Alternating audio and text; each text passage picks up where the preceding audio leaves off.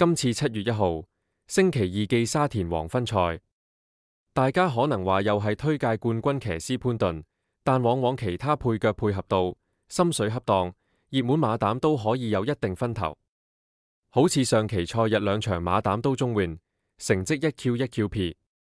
今期除咗潘頓馬膽行頭，另外當然會提供我一啲配腳心水冷馬俾大家參考下。大家都係可根據自己記心水，作出相應記投注。大家好，呢度係賽馬靈籤，運用報紙記黃大仙賽馬靈籤，同大家解讀賽馬日心水。而家馬上同大家睇睇呢兩位騎師記馬先。先睇第四場，第4班1200米草地。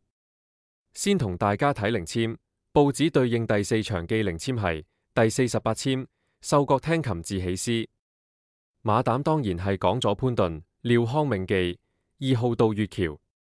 靈籤講思念戀人，往往就係月夜下，秀覺窗外想起自己戀人記情景，所以先選2號做今場馬膽。其次配腳方面，今場有3隻冷馬推介俾大家，排名不分先後，分別係6號幸運旅程、9號荷花之星同埋11號喜勝進區。以上3隻我都係根據見字解字或者靈籤故事作出理解，大家亦不妨思考下。先總結一下，今場第4場先推介大家潘頓、廖康銘記2號到月橋做馬膽，配腳有6號幸運旅程、9號荷花之星同埋11號喜勝進區。下一場會睇返第3場，第4班1400米草地。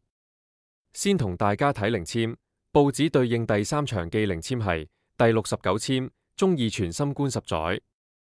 此句靈籤十分合意使用見字解字去選馬，先選潘頓、無畏傑記1號將2，見字解字選當中記2字。其次配腳方面，今場有2隻俾大家參考下，另一隻馬亦可以用見字解字去選，就係6號中國心，取馬名當中記心字。最後提供埋呢隻配腳2號太太精神。